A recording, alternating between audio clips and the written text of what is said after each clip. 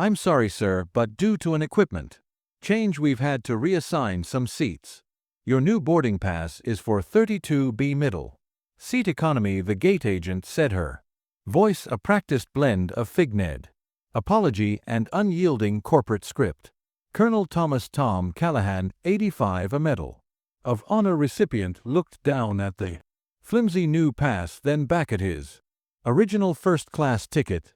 There must be a mistake, he said quietly. This ticket was confirmed months ago. The agent just shrugged. Aircraft changes happen. 32B is your assigned seat. 8 minutes later, as Tom sat dejectedly near the crowded gate, a flurry of activity erupted. The airline's president, looking pale and harried, personally rushed to gate C12. If you believe true honor deserves more than a middle seat type respect. Below, Colonel Thomas Tom Callahan.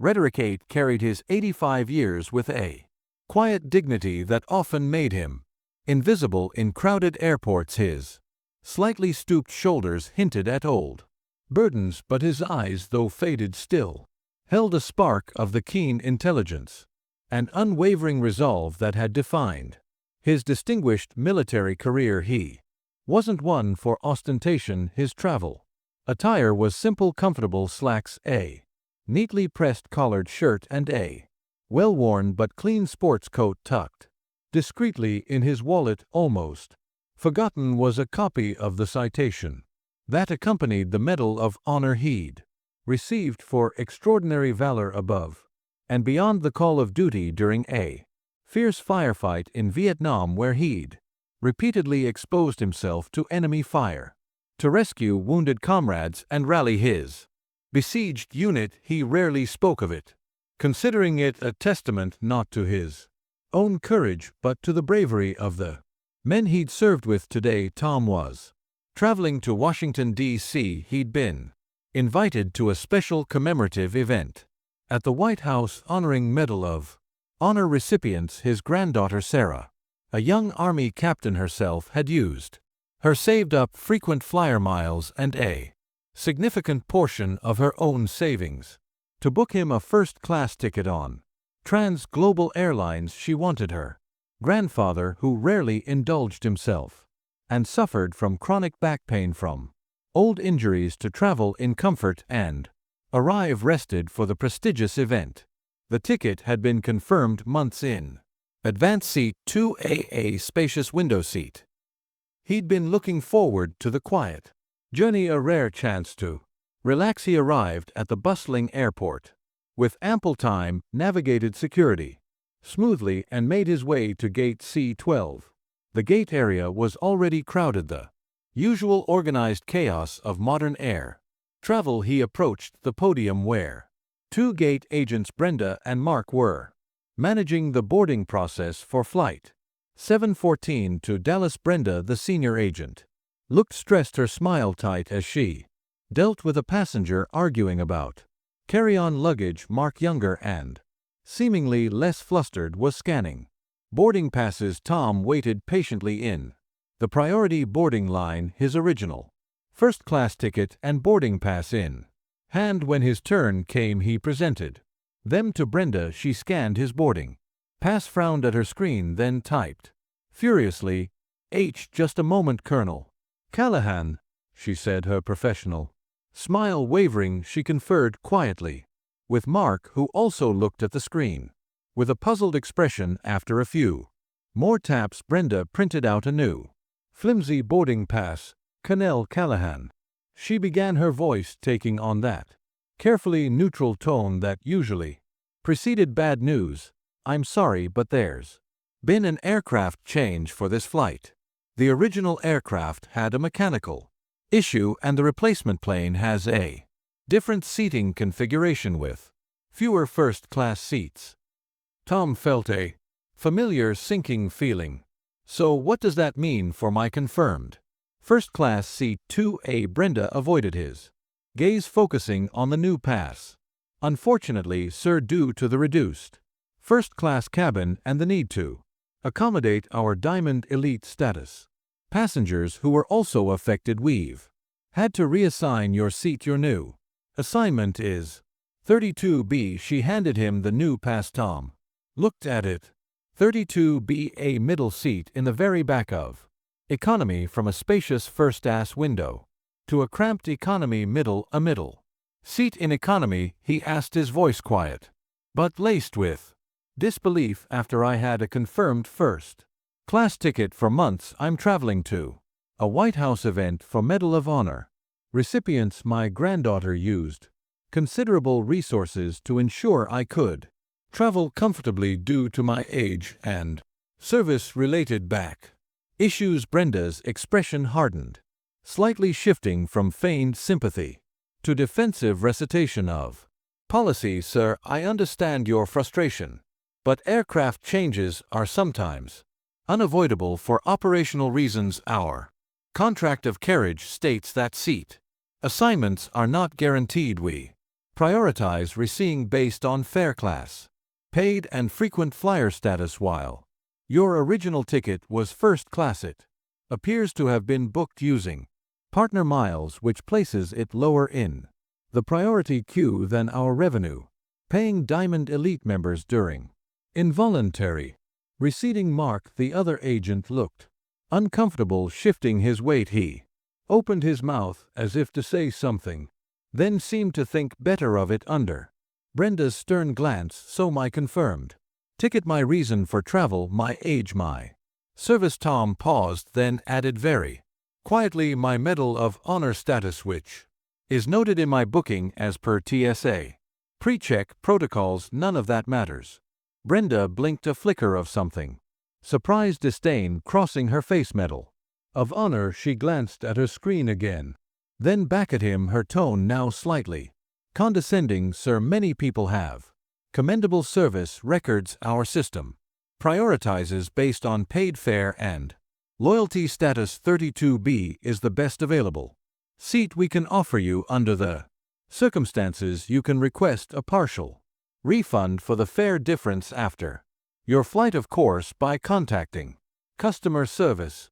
There was no apology in her voice, no attempt to find a better solution, just a flat bureaucratic dismissal. Tom knew arguing would be pointless. He'd seen this kind of unyielding adherence to flawed policy before in far more critical situations. The casual disregard for his circumstances, for the honor he represented, stung more than the prospect of an uncomfortable flight. I see, he said, his voice barely a whisper. He took the flimsy economy boarding pass, the symbol of his downgrade, and stepped away from the podium, finding an empty seat in the crowded gate area. He felt a profound weariness. It wasn't about the luxury of first class, it was about the respect, the acknowledgement, the simple decency that seemed to be so easily discarded by a computer algorithm and an indifferent gate agent. He sat watching other passengers board the now boarding first class announcement, feeling like a cruel irony as Tom sat there, a quiet anger simmering beneath his weary resignation. He remembered something his granddaughter Sarah had told him when she booked the ticket. Grandpa, she'd said, Trans Global has a special heroes liaison desk for situations like this. 4 active military and distinguished veterans. If there's any problem, you call this number directly. It bypasses the regular customer service. She'd written the number on a small card and tucked it into his travel wallet. He dismissed it at the time, not expecting to need it now. With a sigh, he pulled out his wallet and found the card. It was a long shot. These special numbers were often just another layer of bureaucracy, but he had nothing to lose. He dialed. The phone was answered on the second ring, not by an automated system, but by a calm professional human voice. Trans Global Airlines Heroes Liaison, this is David. How may I assist you? Tom briefly explained his situation. Colonel Thomas Callahan, Medal of Honor recipient, confirmed first class, seat 2A, on flight 714 to Dulles for a White House event, involuntarily downgraded at the gate to 32B economy middle due to an equipment change. Gate agent unresponsive. To circumstances, he kept his voice calm. Factual, avoiding emotion. David on the other end listened intently, typing rapidly. Colonel Callahan, please confirm your booking reference and current gate number. Tom provided the information. One moment, Colonel. The line was quiet for perhaps 30 seconds, filled only with the distant sound of keyboard clicks. Then David returned, Colonel, I see the situation. Please accept my sincerest apologies on behalf of Transglobal Airlines. This is unacceptable. The equipment change was genuine, but the handling of your receiving was not in accordance with our dedicated protocols. For distinguished service members, especially those traveling to official, honorific events, please remain at Gate C12. This is being escalated to the highest levels. Immediately, someone will be with you. Very, very shortly. The line disconnected. Tom wasn't sure what to expect. Highest levels. Very shortly. It sounded like corporate platitudes. He leaned his head back and closed his eyes. The noise of the gate area fading into a dull roar. 5 minutes passed, then 6. Boarding for economy class was now well underway. 7 minutes precisely. 8 minutes after Tom ended his call with the hero's liaison, the relative calm of Gate C12 was shattered, not by an announcement, but by the sudden urgent arrival of a small entourage moving at near sprint speed through the crowded terminal, leading the group. His face pale and beaked with sweat despite the air conditioning was Mr. Edward Sterling, the president and CEO of Transglobal Airlines himself. Flanking him were 2 senior vice presidents, one for operations, the other for customer experience, and his executive assistant, who was frantically speaking into a headset. They bypassed the boarding line, making a beeline directly for the gate podium. Their expressions a mixture of panic and extreme urgency. Gate agents Brenda and Mark stared dumbfounded as the highest echelons of their company descended upon them. Unannounced passengers in line paused, sensing drama. Mr. Sterling reached the podium, his chest heaving slightly. He didn't even glance at Brenda or Mark. His eyes scanned the gate area with frantic intensity. Where is he? Sterling demanded, his voice tight with anxiety. Where is Colonel Thomas Callahan? Brenda, completely flustered, pointed a trembling finger towards where Tom was still sitting, eyes closed. That there, sir. By the window. Sterling, followed by his retinue, practically ran over to Tom. He stopped, composing himself with visible effort, then leaned down slightly. Colonel Callahan, sir, my name is Edward Sterling. I am the president of Transglobal Airlines. Tom opened his eyes, looking up at the flustered, important-looking man before him. Mr. Sterling, he acknowledged quietly. Sir, on behalf of the entire Transglobal family. Sterling began, his voice earnest, almost pleading, please accept my most profound and humble apologies for the utterly inexcusable treatment you have received today. There are no words to adequately express our regret for this failure. He gestured vaguely back towards the podium. The mishandling of your seating due to the aircraft change was a catastrophic breakdown of our protocols, our values, and frankly, common decency. It should never have happened. Brenda and Mark, the gate agents, watched from the podium, their faces ashen. They had never seen Mr. Sterling at a gate, let alone looking so agitated. The VPs of operations and customer experience were already in deep, hushed, and clearly furious conversation with the station manager, who had just rushed up. Colonel Callahan, Mr. Sterling continued, his voice regaining some composure but still thick with urgency. We became aware of this situation only moments ago. The agent at our hero's liaison desk immediately escalated it. Please understand, this is not how Transglobal honors its veterans, especially not a recipient of the Medal of Honor. He paused, then made a decisive gesture. Flight 7 will be held at the Gate, we are currently arranging for you to be reaccommodated in the first class cabin if that means bumping one of our own executives or myself, so be it. You will travel to Washington in the comfort and with the respect you are due, he then added, and of course your entire trip and any future travel you or your granddaughter undertake with Trans Global will be complimentary at the highest service level for life. It's the absolute least we can do. Tom listened patiently, then gave a small weary nod. Mr. Sterling, I appreciate your personal attention. It wasn't about the seat, not really, it was about the principle. Colonel, the respect.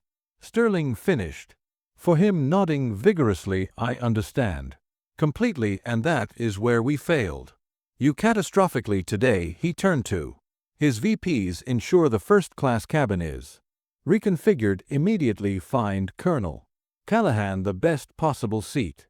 Personally escort him aboard. He then looked back at Gate Agent Brenda, his eyes like chips of ice. Ms. Agent, he said, his voice dropping to a dangerously low level, you and I will be having a discussion about policy interpretation, customer service, and the meaning of Heroes liaison in my office as soon as this aircraft is airborne, as will your direct supervisor. Brenda looked as if she might faint. Mark beside her looked utterly miserable. The airline president then turned back to Tom, his expression softening again. Cannell, is there anything at all I can do for you right now? Coffee? Anything? Tom managed a faint smile. Just getting to Washington in time for the ceremony would be appreciated. Mr. Sterling, you will be there, sir. Sterling vowed, with honors.